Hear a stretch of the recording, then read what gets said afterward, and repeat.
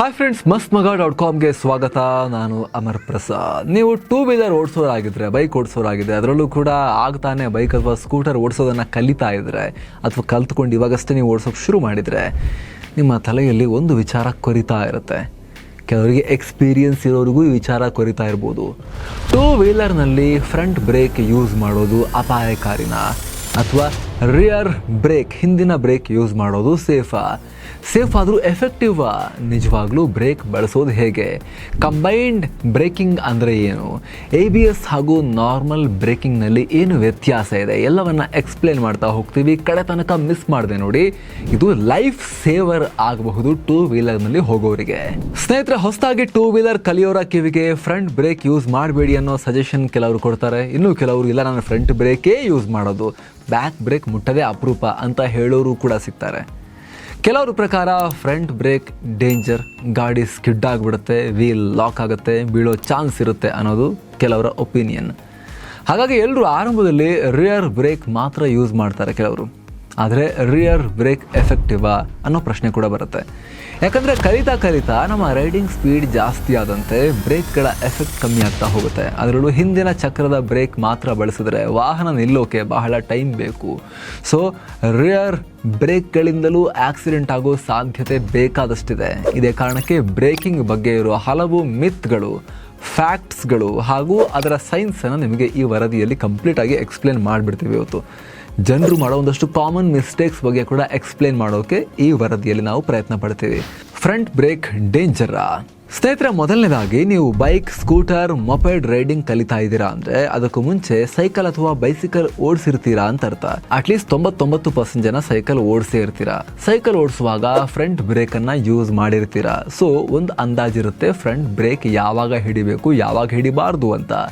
Bike ಅಥವಾ ಸ್ಕೂಟರ್ನಲ್ಲಿ difference ಏನು ಅಂದರೆ, ನಂಬರ್ 1, ಸೈಕಲ್ಗಿಂತ ಮೋಟಾರ್ ಸೈಕಲ್ ಅಥವಾ ಬೈಕ್ ಹಲವು ಪಟ್ಟು ಜಾಸ್ತಿ ತೂಕವನ್ನು ಹೊಂದಿರುತ್ತೆ.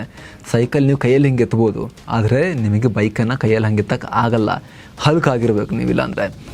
ಎರಡನೇದು, ಬೈಸಿಕಲ್ನಲ್ಲಿ ರಬ್ಬರ್ ಕ್ಯಾಲಿಪರ್ ಬ್ರೇಕ್ ಇದ್ದರೆ ಮೋಟಾರ್ ಬೈಕ್ನಲ್ಲಿ ಡ್ರಮ್ ಬ್ರೇಕ್ ಅಥವಾ ಹೈಡ್ರಾಲಿಕ್ ಅಂದರೆ ಡಿಸ್ಕ್ ಬ್ರೇಕ್ ಇರುತ್ತೆ. ಈಗೆಲ್ಲ ಬೈಸಿಕಲ್ಗಳಲ್ಲೂ ಡಿಸ್ಕ್ ಬ್ರೇಕ್ಸ್ ಬರ್ತಾ ಇವೆ, ಅದು ಬೇರೆ ವಿಚಾರ ಇರಲಿ. ವೆಹಿಕಲ್ ಡೈನಾಮಿಕ್ಸ್ ಲೆಕ್ಕದಲ್ಲೂ ಕೂಡ ಬೈಸಿಕಲ್ಗೆ ಬೈಕ್ಗಳಿಗೆ ಬಹಳ ಡಿಫರೆನ್ಸ್ ಇದೆ. ಬೈಸಿಕಲ್ಗಳ ತೂಕ ಕಮ್ಮಿ ಇದ್ದು ಅವುಗಳ ರೈಡರ್ಗಳು ಎತ್ತರದಲ್ಲಿ ಕೂತಿರೋದ್ರಿಂದ ಹೆಚ್ಚಿನ ಪ್ರಮಾಣದ ತೂಕ, ಸೆಂಟರ್ ಆಫ್ ಗ್ರಾವಿಟಿ ಹೈಟಲ್ಲಿರುತ್ತೆ. ಹಾಗಾಗಿ ಬೈಸಿಕಲ್ಗಳಲ್ಲಿ ಫ್ರಂಟ್ ಬ್ರೇಕ್ ಸಖತ್ ಎಫೆಕ್ಟಿವ್ ಇರುತ್ತೆ. ಸ್ಟಾಪಿ ಮಾಡೋರು ಅಂದರೆ ಹಿಂದಿನ ಚಕ್ರವನ್ನು ಮೇಲೆತ್ತಿ ಸ್ಟಂಟ್ ಮಾಡೋರು ಮೊದಲು ಬೈಸಿಕಲ್ಲಿಂದಲೇ ಅದನ್ನು ಶುರು ಮಾಡ್ತಾರೆ. ಅಥವಾ ಗೊತ್ತಿಲ್ಲೇ ಜೋರಾಗಿ ಫ್ರಂಟ್ ಬ್ರೇಕ್ ಅಪ್ಲೈ ಮಾಡಿದಾಗ ಪಲ್ಟಿ ಕೂಡ ಹೊಡೆದಿರ್ಬೋದು. ಆದರೆ ಬೈಕ್ಗಳಲ್ಲಿ ಹಾಗಾಗಲ್ಲ. ಮೋಟಾರ್ ಬೈಕ್ಗಳಲ್ಲಿ ಸೆಂಟರ್ ಆಫ್ ಗ್ರಾವಿಟಿ ಸಖತ್ ಕೆಳಗಿರುತ್ತೆ. ಹೆಚ್ಚಿನ ತೂಕ engine, frame, swing arm, rear ವೀಲ್ಗಳಲ್ಲಿ ಡಿಸ್ಟ್ರಿಬ್ಯೂಟ್ ಆಗಿರುತ್ತೆ. ಸ್ಕೂಟಿಗಳು, EV ಸ್ಕೂಟರ್ಗಳಲ್ಲಂತೂ ಸೆಂಟರ್ ಆಫ್ ಗ್ರಾವಿಟಿ ಸ್ವಲ್ಪ ಹಿಂದೆನೇ ಇರುತ್ತೆ. ಹಾಗಾಗಿ ಫ್ರಂಟ್ ಬ್ರೇಕ್ ಹಿಡಿದ ತಕ್ಷಣ ಹಿಂದಿನ ಚಕ್ರ ಮೇಲಕ್ಕೆ ಹೋಗೋದೆಲ್ಲ ಸುಲಭದಲ್ಲಾಗೋ ಕೆಲಸ ಅಲ್ಲ. ಬೈಕ್ಗಳಲ್ಲಿ ಪ್ರೊಫೆಷನಲ್ಗಳು ಹೈ ಸ್ಪೀಡಲ್ಲಿ ಬಂದು ಸ್ಟಾಪಿ ಮಾಡ್ಬೋದು ಅಷ್ಟೇ. ಇನ್ನು ಸ್ಕೂಟರ್, ಕ್ರೂಸರ್, ಟೂರರ್ ಬೈಕ್ಗಳಲ್ಲಂತೂ ಬೇಕು ಅಂದರೂ ಸ್ಟಾಪಿ ಮಾಡೋಕ್ಕಾಗಲ್ಲ. ಇನ್ನು ಫ್ರಂಟ್ ಬ್ರೇಕ್ ಅಥವಾ ಯಾವುದೇ ಬ್ರೇಕ್ನಿಂದ ಜನ ರೋಡಲ್ಲಿ ಉರುಳು ಸೇವೆ ಮಾಡೋದು ಅವರು ಬೈಕ್ ಬಳಸೋ ವಿಧಾನದಿಂದ. ಇದ್ರ ಬಗ್ಗೆ ನಾವು ಕ್ವಿಕ್ಕಾಗಿ ಮುಂದಕ್ಕೆ ನೋಡೋಣ. ಗಾಡಿ ನಿಲ್ಲಿಸೋಕೆ ರಿಯರ್ ಬ್ರೇಕ್ ಸಾಕಾ? ಸ್ನೇಹಿತರೆ, ಬ್ರೇಕ್ ಹಾಕಿದಾಗ ಗಾಡಿ ನಿಲ್ಲೋಕೆ ಕಾರಣ ಟೈರ್ ಹಾಗೂ ರೋಡ್ ಮಧ್ಯೆ ಇರೋ ಟ್ರಾಕ್ಷನ್ ಅಥವಾ ಘರ್ಷಣೆ ಹೆಚ್ಚಾದಷ್ಟು ಫಾಸ್ಟ್ ಆಗಿ ಗಾಡಿ ನಿಲ್ಲತ್ತೆ. ಘರ್ಷಣೆ ಜಾಸ್ತಿ ಆಗಬೇಕು ಅಂತ ಹೇಳಿದ್ರೆ, ಅಂದರೆ ಟೈರ್ ಮತ್ತು ರೋಡ್ ನಡುವೆ ಉಜ್ಜಾಟ ಜಾಸ್ತಿ ಆಗಬೇಕು ಅಂದರೆ ಟೈರ್ ಅಥವಾ ಚಕ್ರದ ಮೇಲೆ ಹೆಚ್ಚು ಭಾರ ಬೀಳಬೇಕು. ಬ್ರೇಕ್ ಹಾಕಿದಾಗ ಅದೇ ಆಗುತ್ತೆ. ಚಕ್ರಗಳ ಮೇಲೆ ಹೆಚ್ಚು ಭಾರ ಬಿದ್ದು ಗಾಡಿ ನಿಲ್ಲುತ್ತೆ. ಇನ್ನು ಫ್ರಂಟ್ ಬ್ರೇಕ್ ಅಥವಾ ರಿಯರ್ ಬ್ರೇಕ್ ಯಾವುದನ್ನೇ ಹಿಡಿದ್ರೂ ಕೂಡ ಹೆಚ್ಚಿನ ವೆಯ್ಟ್ ಟ್ರಾನ್ಸ್ಫರ್ ಆಗೋದು ಮುಂದಿನ ಚಕ್ರಕ್ಕೆ. ಯಾಕಂದರೆ ನಾವು ಮುಂದೆ ಹೋಗ್ತಿರ್ಬೇಕಾದ್ರೆ ಮೊಮೆಂಟಮ್ ಮುಂದಕ್ಕಿರುತ್ತೆ. ಮೊಮೆಂಟಮ್ ಬ್ರೇಕ್ ಮಾಡೋಕೆ ವೆಯ್ಟ್ ಟ್ರಾನ್ಸ್ಫರ್ ಆಗೋದು, ಹೆಚ್ಚಿನ ಲೋಡ್ ಬೀಳೋದು ಮುಂದಿನ ಚಕ್ರಕ್ಕೇನೆ. ಸೊ ಇಲ್ಲಿ ಕ್ಲಿಯರ್ ಆಗಿ ಗೊತ್ತಾಗೋದೇನು ಅಂತ ಹೇಳಿದ್ರೆ, ಹೆಚ್ಚಿನ ಬ್ರೇಕಿಂಗ್ ಪವರ್ ಇರೋದು ಹೆಚ್ಚಿನ ಲೋಡ್ ತಗೊಳ್ಳೋ ಮುಂದಿನ ಚಕ್ರಕ್ಕೆ. ಹಿಂದಿನ ಚಕ್ರಕ್ಕೂ ರೋಡಿಗೂ ಟ್ರ್ಯಾಕ್ಷನ್ ಕಮ್ಮಿ ಇರೋದ್ರಿಂದ ಬ್ರೇಕಿಂಗ್ ಪವರ್ ಕೇವಲ 30% ಮಾತ್ರ ಇರುತ್ತೆ. ಹಾಗಾಗಿ ಹಿಂದಿನ ಬ್ರೇಕ್ ಮಾತ್ರ ಬಳಸಿ ಗಾಡಿ ನಿಲ್ಲಿಸ್ತೀವಿ ಅಂದರೆ ಗಾಡಿ ನಿಲ್ಲೋಕೆ ಜಾಸ್ತಿ ಟೈಮ್ ತಗೊಳುತ್ತೆ. ಅಥವಾ ತುಂಬ ಫೋರ್ಸ್ ಹಾಕಿ ಹಿಂದಿನ ಬ್ರೇಕ್ ಹಿಡಿದಾಗ ವೀಲ್ ಲಾಕ್ ಆಗ್ಬೋದು, ಜಾಮ್ ಆಗ್ಬೋದು. ಈ ರೀತಿ ವೀಲ್ ಜಾಮ್ ಆದಾಗ ಗಾಡಿ ಬೆಂಡ್ ಆಗದೆ ಅಪ್ರೈಟ್ ಪೊಸಿಷನ್ ಅಲ್ಲಿ ಇತ್ತು ಅಂದ್ರೆ ಏನೂ ಸಮಸ್ಯೆ ಇಲ್ಲ. ಟೈರ್ ರೋಡ್ಗೆ ಉಚ್ಕೊಂಡು ಹೋಗಿ ಸ್ವಲ್ಪ ನಿಧಾನಕ್ಕೆ ಗಾಡಿ ನಿಲ್ಬೋದು. ಆದ್ರೆ ಗಾಡಿ ಒಂಚೂರು ಬೆಂಡ್ ಆದ್ರೂ ಕೂಡ ನಾವು ಮತ್ತು ಗಾಡಿ ಬೇರೆ ಬೇರೆ ಆಗಿರ್ತೀವಿ. ರಿಯರ್ ವೀಲ್ ಲಾಕ್ ಆದರೆ 2 ರೀತಿ ಆಕ್ಸಿಡೆಂಟ್ ಆಗ್ಬೋದು. ಒಂದು, ನಾವು ಬ್ರೇಕ್ ಬಿಡಲೇ ಇಲ್ಲ ಅಂದಾಗ ಗಾಡಿ ಯಾವ ಕಡೆ ಬೆಂಡ್ ಆಗಿದೆ ಆ ಕಡೆನೇ ನಾವು ಗಾಡಿ ಒಂದೇ ಸೈಡ್ಗೆ, ಲೋ ಸೈಡ್ಗೆ ಕಂಪ್ಲೀಟ್ ಆಗಿ ಪಲ್ಟಿ ಹೊಡಿಬೋದು. ಗಾಡಿ ಎಡಕ್ಕೆ ಬೆಂಡ್ ಆಗಿದ್ರೆ ಎಡಕ್ಕೆ ಮಲ್ಕೊಂಡ್ಬಿಡ್ತೀವಿ, ಬಲಕ್ಕೆ ಬೆಂಡ್ ಆಗಿದ್ರೆ ಬಲಕ್ಕೆ ಮಲ್ಕೊಂಡ್ಬಿಡ್ತೀವಿ. ಎರಡನೇದು, ಒಂದು ವೇಳೆ ಬ್ರೇಕ್ ಹಿಡಿದಿರ್ತೀರಿ ಮತ್ತೆ ಹಿಡಿದು ಹಾಗೆ ಬಿಡ್ತೀರಿ ಅಂತ ಹೇಳಿದಾಗ ಹಿಂದಿನ ಚಕ್ರ ಸಡನ್ ಆಗಿ ಟ್ರಾಕ್ಷನ್ ತಗೊಳುತ್ತೆ. ಈ ರೀತಿ ಆದಾಗ ಗಾಡಿ ನಮ್ಮನ್ನ ಹೈ ಸೈಡ್ಗೆ, ಅಂದರೆ ಯಾವ ಕಡೆಗೆ ಗಾಡಿ ಪಲ್ಟಿ ಆಗ್ತಿರುತ್ತೋ ಅದರ ಅಪೋಸಿಟ್ ಸೈಡ್ಗೆ ನಮ್ಮನ್ನು ಬಿಸಾಕತ್ತೆ. ಸೊ ನಾನೊಂದು ತೀರಾ ನೀನೊಂದು ತೀರಾ ಅಂತ ಬೈಕ್ ಒಂದು ಕಡೆ ಪಲ್ಟಿ ಹೊಡೆಯುತ್ತೆ, ನಾವಿನ್ನೊಂದು ಕಡೆ ಪಲ್ಟಿ ಹೊಡೆದಿರ್ತೀವಿ. ಈ ರೀತಿ ಆಗೋದು ಲೋ ಸೈಡ್ಗಿಂತ ಡೇಂಜರ್. ವೇಗ ಹೆಚ್ಚಾದಷ್ಟು ಹೆಚ್ಚು ಬ್ರೇಕಿಂಗ್ ಪವರ್ ಬೇಕು. ಯಾವುದೇ ವಾಹನದ ಸ್ಪೀಡ್ ಜಾಸ್ತಿ ಆದಂತೆ ಸ್ಟಾಪಿಂಗ್ ಡಿಸ್ಟೆನ್ಸ್ ಕೂಡ ಜಾಸ್ತಿ ಆಗ್ತಾ ಹೋಗುತ್ತೆ.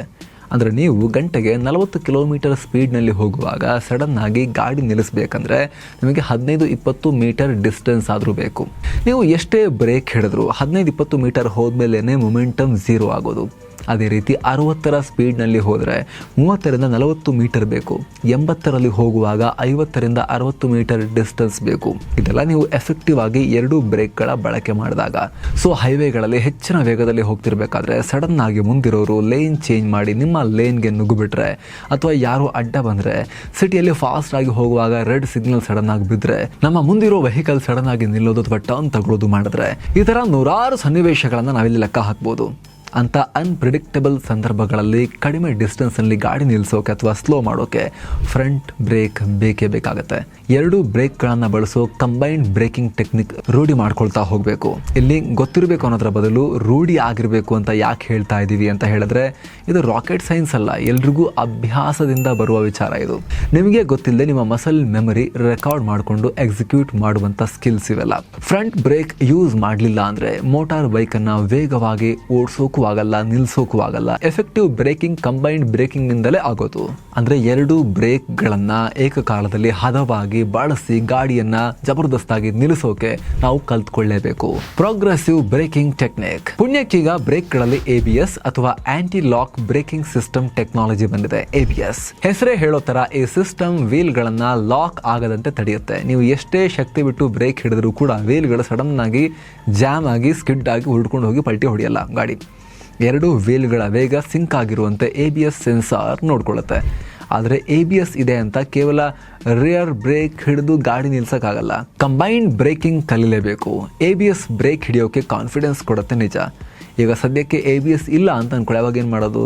ಕಂಬೈನ್ಡ್ ಬ್ರೇಕಿಂಗ್ ತುಂಬ ಇಂಪಾರ್ಟೆಂಟ್ ಆಗುತ್ತೆ. ಯಾಕಂದರೆ ABS ಇದ್ದಾಗ ಸಡನ್ನಾಗಿ ಅದು ವೀಲ್ ಜಾಮ್ ಆಗ್ಲಿಕ್ಕೆ ಬಿಡೋದಿಲ್ಲ. ಅದು ಹಿಡಿದು ಬಿಟ್ಟು ಹಾಗೆ ಗಾಡಿನ ಗ್ರ್ಯಾಜುವಲ್ ಆಗಿ ಸ್ಲೋ ಮಾಡುತ್ತೆ. ಹೊಸ ಟೆಕ್ನಾಲಜಿ ಇದು. ಅದಿಲ್ಲ ಅಂದರೆ ಕಂಬೈನ್ಡ್ ಬ್ರೇಕಿಂಗ್ ಬೇಕೇ ಬೇಕಲ್ಲ.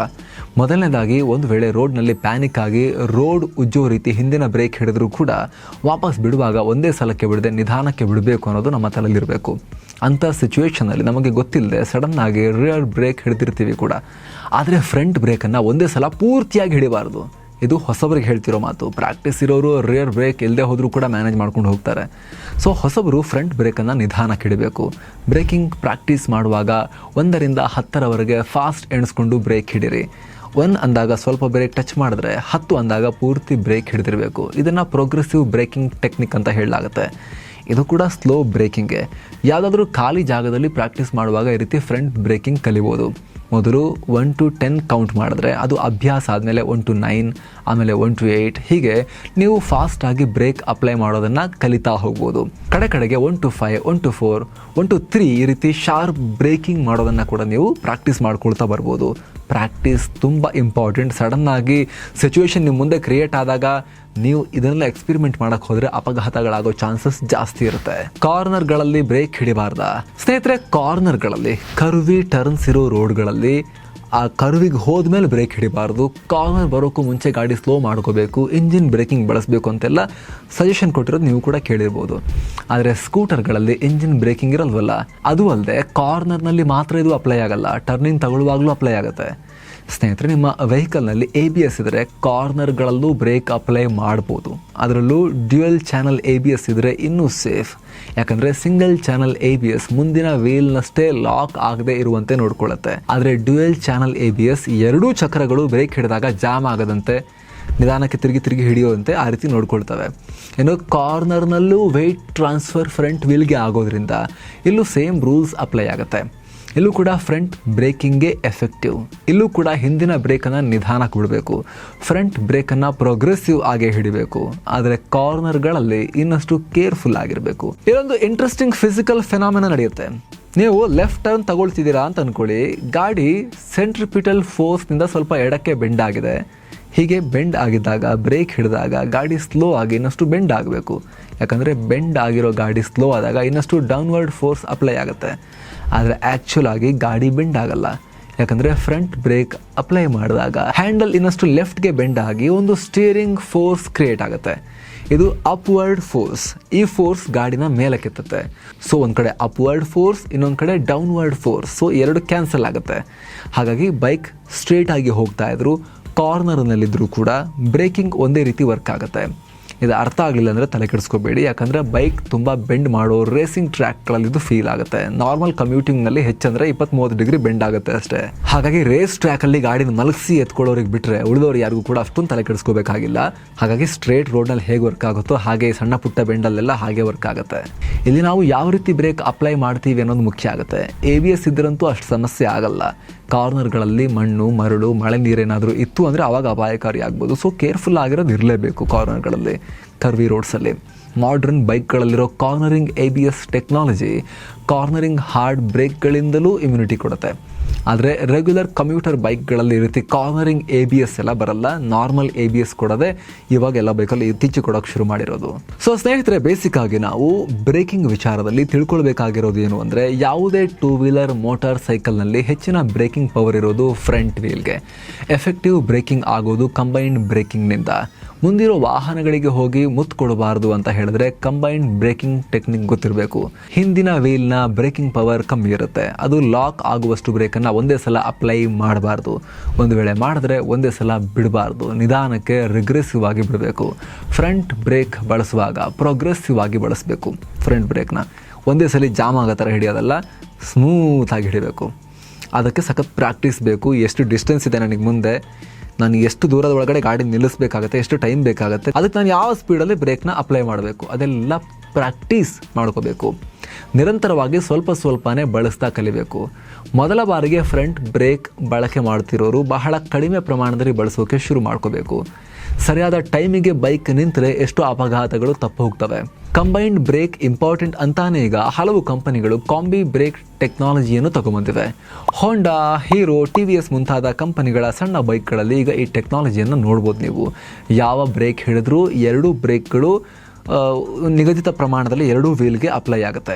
ಇನ್ನು ನೀವು 2 ವೀಲರ್ ತೆಗೆದುಕೊಳ್ಳುವಾಗಲೂ ಕೂಡ ಅಷ್ಟೇ ABS ಇರೋ ವಾಹನಗಳನ್ನು ತಗೊಂಡ್ರೆ ಒಳ್ಳೆಯದು. ಅದರಲ್ಲೂ ಕೂಡ ಡ್ಯುಯಲ್ ಚಾನಲ್ ABS ಇದ್ದರೆ ಇನ್ನೂ ಸೇಫ್. ಕಾರ್ನರಿಂಗ್ ABS ಇದ್ದರೆ ಟರ್ನಿಂಗ್ ಕರ್ವಿ ರೋಡ್ಗಳಲ್ಲೂ ಕೂಡ ಸೇಫ್ಟಿ. ಸೊ ಫ್ರೆಂಡ್ಸ್, ಇದಾಗಿತ್ತು ಬೈಕ್ನ ಬ್ರೇಕಿಂಗ್ ಬಗ್ಗೆ, ಅದರ ಸೈನ್ಸ್ ಬಗ್ಗೆ ತಿಳಿಸ್ಕೊಡೋ ಪ್ರಯತ್ನ, ಒಂದಷ್ಟು ಇದ್ರ ಬಗ್ಗೆ ಮಾಹಿತಿಯನ್ನು ನಿಮಗೆ ಹಂಚೋ ಪ್ರಯತ್ನ. ಈ ವರದಿಯನ್ನು ಇದು ಆ್ಯಕ್ಚುಲಿ ತುಂಬ ಇಂಪಾರ್ಟೆಂಟ್. ಇದು ತುಂಬ ಜನರ ಜೀವ ಉಳಿಸ್ಬೋದು, ಬೈಕ್ಗಳನ್ನು ಉಳಿಸ್ಬೋದು ಇದು. ಹಾಗಾಗಿ ಬೈಕ್ ಇರೋ ಪ್ರತಿಯೊಬ್ಬರಿಗೂ ಇದನ್ನು ಶೇರ್ ಮಾಡಿ. ಬೈಕ್ ತಗೋಬೇಕು ಅಂದ್ಕೊಂಡಿರೋ ಪ್ರತಿಯೊಬ್ಬರಿಗೂ ಇದನ್ನು ಶೇರ್ ಮಾಡಿ. ಅವ್ರಿಗೂ ಇದರಿಂದ ಯೂಸ್ ಆಗುತ್ತೆ. Thank you so much. ಮತ್ತೆ ಭೇಟಿ ಆಗ್ತಿರೋಣ. ನಮಸ್ತೆ.